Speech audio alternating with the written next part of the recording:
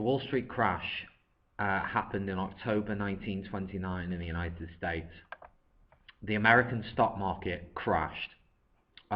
This led to a range of events in the United States known as the Great Depression, but it also spread to Germany. The reason for that is that Germany had lent a lot of money off the USA in the 1920s.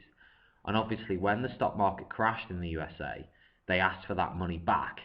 This meant the German government, at that time it would have been the Weimar Republic in 1929-1930, had to raise taxes. This put a lot of pressure on the economy in Germany. At the same time, a lot of German companies who relied on import and exports with the United States and other countries in Europe started to struggle. They had to lay off employees. And if you look at the unemployment rates in Germany and you compare it to in Britain today we've got around 2 million people unemployed. In Germany in 1930 they had 6 million unemployed out of a population of which is near enough identical to ours in the UK. And this tells you straight away how severe that was, because we'll have heard and seen on the media in recent years about the credit crunch and the recession in Britain. Well, this was more severe than anything we've probably experienced here. In terms of this short presentation, how did the Depression affect ordinary Germans? And how did the Depression help the Nazis and weaken the Weimar Republic?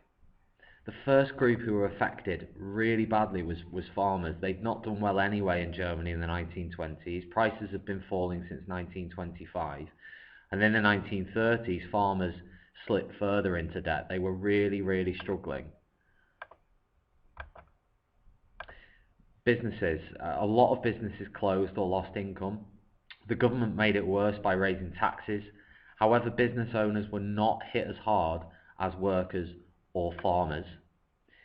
Young people were affected really badly. Over half of all Germans between the age of 16 and 30 were unemployed by 1933.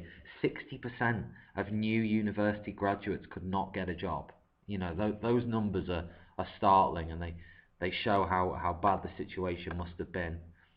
40% of all factory workers were unemployed by 1932. And at the same time, the government cut unemployment benefit to save money.